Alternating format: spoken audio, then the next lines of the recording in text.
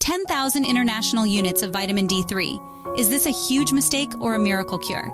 If you talk to an average person about vitamin D, they're probably used to taking 600 IUS of vitamin D3, sometimes up to 1,000, maybe 2,000. But when you talk about 10,000 IUS, some people actually freak out, because 10,000 sounds like a very, very large number, especially compared to something like vitamin B1, which the recommendations for that is like 1.2 milligrams. If you were to convert 10,000 international units of vitamin D3 into milligrams, the number would only be 0.25 milligrams.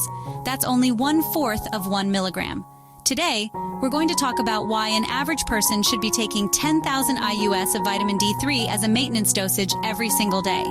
Vitamin D is the most important vitamin. Why? Because it controls 10% of all your genetics. Over 90% of the population has less than 40 nanograms per milliliter of vitamin D3, which actually is on the low side. Rickets. They're based on supporting bone health and calcium in the blood. They're not based on supporting everything else that vitamin D does. Think about how many people are inside. People don't go outside anymore. And then you also have where you live. If you're living in a northern part of the world, it's very difficult to get vitamin D3. I want to explain something called the shadow rule. If you're outside and your shadow is longer than you are tall, you are not getting any vitamin D just because of the angle where the sun is to the earth. You also can't get vitamin D through glass. So when you're driving your car and you're getting the sun through the glass, you're not getting any UV that's creating vitamin D. The darker your skin, the less vitamin D you're going to absorb.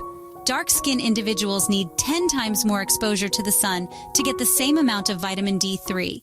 And if they don't get enough vitamin D3, some of the common symptoms are going to get lower back pain or achiness, especially that radiates into the hip or the thighs, very tight muscles in the lower back. Blood pressure will start to go up because something called nitric oxide, the thing that really controls blood pressure, is stimulated by vitamin D3. Another common symptom of vitamin D deficiency is depression or even anxiety. If you're low in vitamin D, your immune system cannot work. You're more susceptible to having just inflammation anywhere in the body. What about all these facial creams that women use? Putting sunblocker in so many facial creams and makeups now is just going to block your vitamin D3. In 1980, our whole society became sun-phobic. We want to prevent skin cancer. Here's the problem. Since 1980, melanoma has continued to go up. Obviously, the sun wasn't the cause of it because most melanoma skin cancer occurs in areas of your body where you're not exposed to the sun. My viewpoint is that melanoma really comes from low vitamin D, but that's a different video. For all these functions in the body, especially the immune system, you need at least 10,000 IUS every single day, which is the same thing as being out in the sun for 20 minutes in the summertime. I mean, that's not toxic. There's a thing called vitamin D resistance. When they test your vitamin D in your blood, they're not checking the active form of vitamin D. They're checking this inactive form. Vitamin D has to go from the inactive to the active through various steps, and then it has to be accepted into the vitamin D receptor. There's a lot of things that block the vitamin D receptor. Genetics, a lot of people have genetic issues with the vitamin D receptor, and you can get your DNA test to figure that out. A really big thing that will block your vitamin D absorption is plastics. This is a huge problem in our society right now. We are just being filled with plastics and other chemicals. They are called forever chemicals, which are interfering with our biological chemistry, especially the absorption of vitamin D3, as well as the production of testosterone. As you age, it's more difficult to absorb vitamin D because your skin is thicker. If you are overweight, have irritable bowel syndrome, or any inflammation in your gut, you're going to have a hard time absorbing. Being pregnant, breastfeeding, it's very, very important to take more vitamin D3. I would recommend 10,000 IUs every single day, and that's a very conservative number.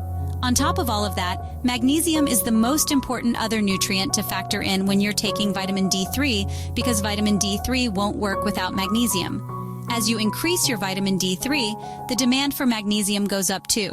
Vitamin D gives a broad spectrum of positive effects, helping prevent cancer to shrinking tumors, but you need therapeutic dosage to do that. Any inflammation in the body, and especially autoimmune diseases. If someone has an autoimmune disease, which a lot of people do nowadays, they need much higher amounts of vitamin D3. There's a doctor in Brazil that specializes in autoimmune diseases. He has over 1,000 videos of before and afters using high doses of vitamin D3 for just about every single autoimmune disease that you can imagine. His wife had MS. Guess how much vitamin D she's taking on a daily basis? 100,000 IUs of vitamin D3 every single day. You're using vitamin D as a therapeutic effect for certain diseases. I think it's important to work with a doctor that specializes in that knows about it, that can check various things in your blood to make sure that you don't develop too much calcium in the blood.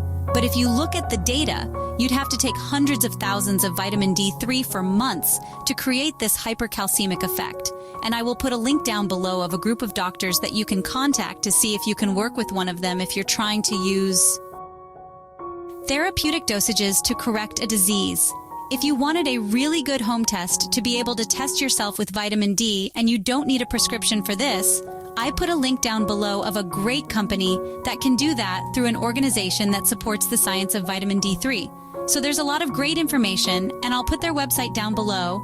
And then, if it's too low, find out what you can do to raise it, and then maintain it at a certain level, because addressing this vitamin D deficiency is the lowest hanging fruit of creating the most health with the least amount of effort, money, complications without risking any type of safety issues.